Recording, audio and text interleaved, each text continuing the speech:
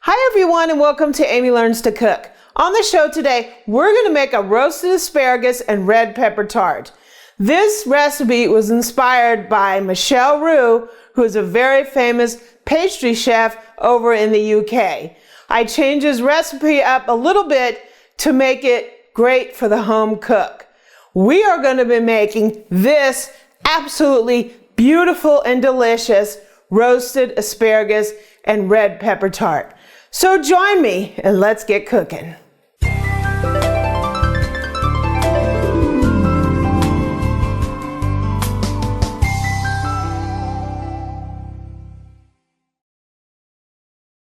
So the first thing we're going to do is form our tart. This is a Pate Brisee. We just made this. If you'd like to know how I made this dough, I'll leave a link down in the description for the video. So we are going to actually take the plastic off. I've had this in the refrigerator. You want to work with the dough that's fairly cold. And I'm going to put a little bit of flour down on my board. And we're going to roll this out. I have a tart pan that's rectangle. You can use any kind of tart pan that you would like. One feature about this is the bottom comes out. So you really need something that it comes out, because the difference between a pie and a tart is a pie tends to have a lot more filling, and because of that you eat it right out of the pie pan. A tart doesn't have as much filling, and you take it out and you cut it, similar to a quiche. So that's why we have a bottom that comes out. So we're basically going to roll this the size of our tart pan.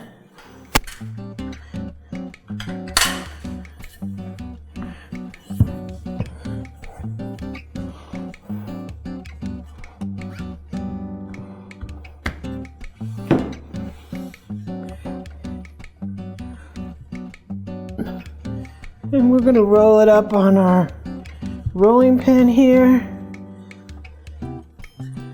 And we're going to get the tart pan underneath it, and we're going to roll it out into the tart pan. Sometimes you got to really form this because it's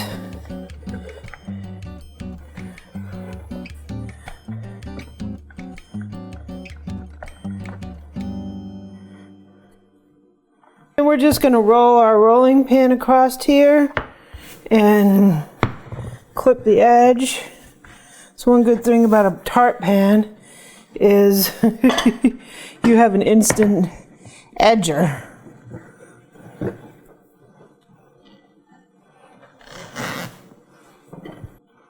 And this will shrink back a little bit. So we're going to put this into the refrigerator for another 20 minutes. It's going to firm up. Then we're going to put some parchment paper and some beans in this, and we're going to blind bake it.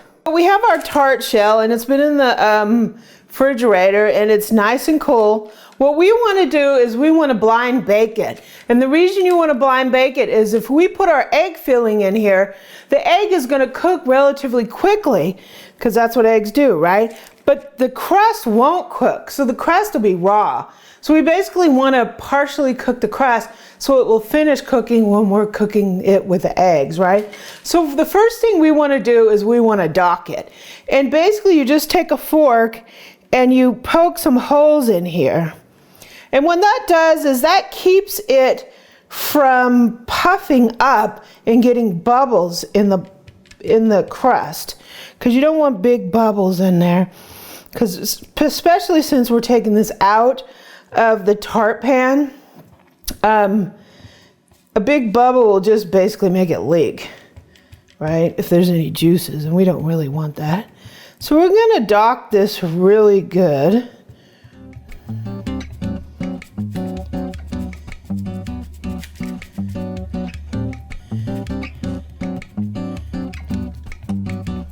I'm going to dock it maybe a little on the sides.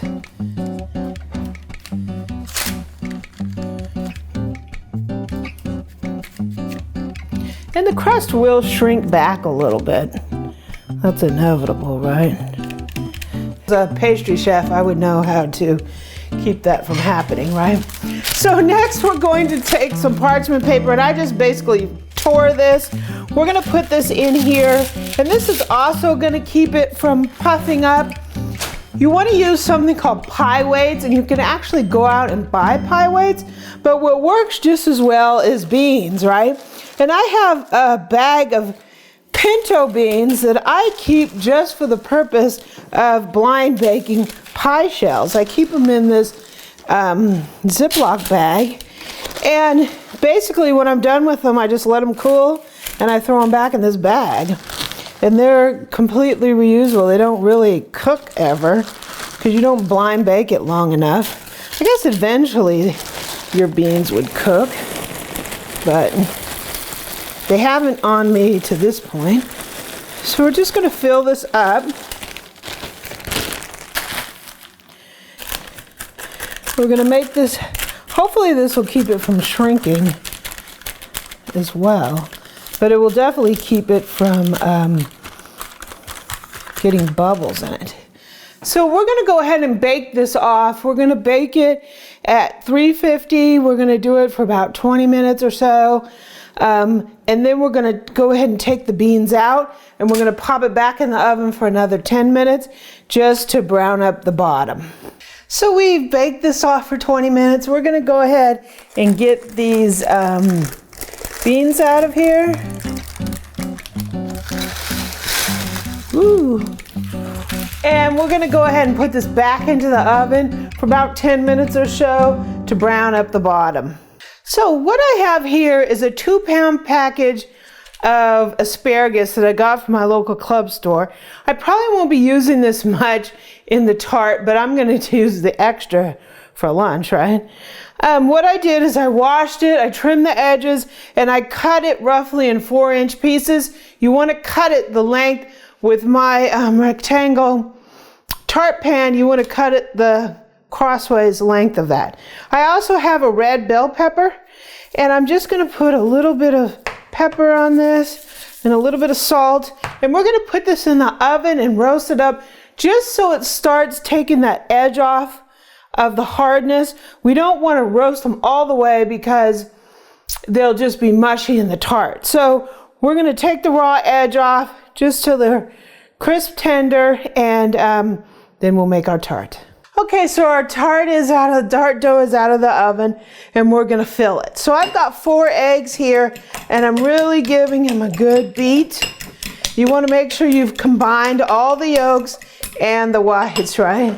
I'm gonna give it a little splash of almond milk. You can give it a splash of regular milk, but I'm allergic to milk, so we're getting almond milk, right? I'm also gonna put in a little bit of salt and pepper into our eggs. Give it a little seasoning, right? You can season it however you want to. I'm just doing a basic seasoning on there. Put a little bit more salt. Okay, so what we're gonna do is we're gonna start building our tart. So we may have to cut some of this asparagus if it's a little too long. And we're just gonna start putting these in here like this. It's kind of a labor-intensive process. If you did a little better job than I did of cutting it, you will be in a little bit better shape. We're just gonna keep lining these. We're gonna put a row of asparagus, then we'll put a row of peppers, and then we'll put a row of asparagus. We'll put some egg, and then we'll put another row of asparagus, and then we'll put a little bit more egg on the top. Okay, and we're gonna put a little bit of red bell pepper in here. This makes it look kind of festive if you want to make this for Christmas morning. It definitely gives you the green and red of Christmas, right? We're going to save some for the top. And then we're going to go ahead and put some egg in. I'm not going to fill this all the way up. We're just going to put some in here.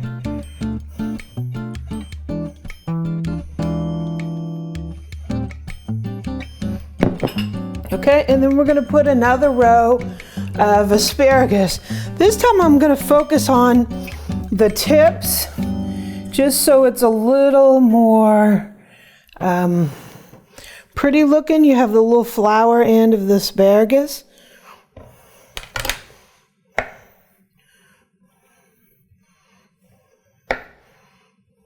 So we're just gonna spoon on a little bit more egg to fill it in.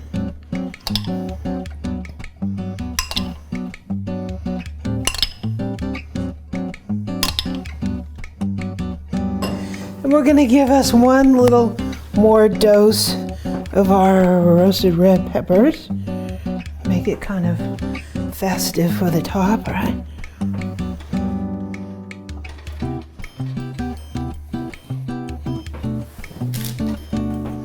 So we're gonna put this back in the oven for about 20-30 minutes until the egg sets up, and then we are gonna let it cool and take a taste.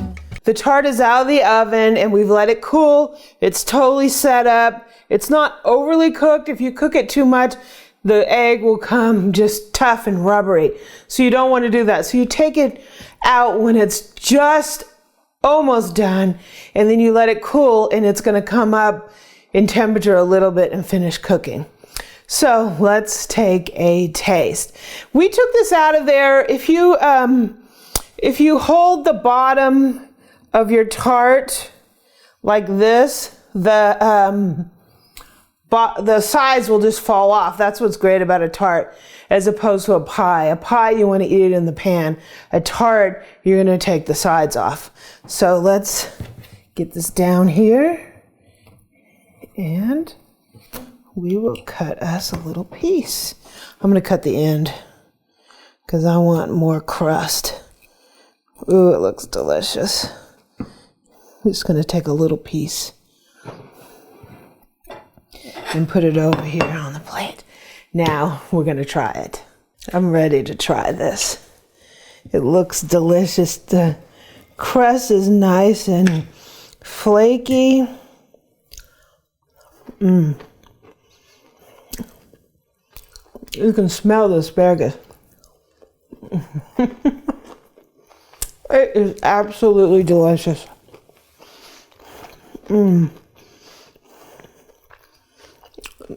crust is tender. The asparagus, you can really taste it. The peppers, it really helps to roast it, because the asparagus it's just fabulous.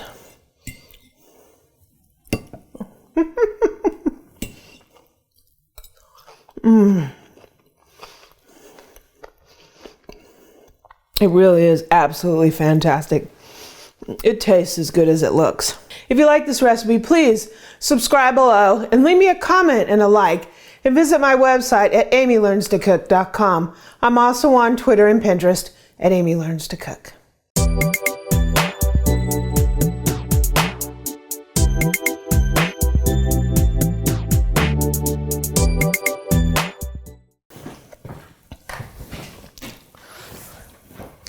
Mm.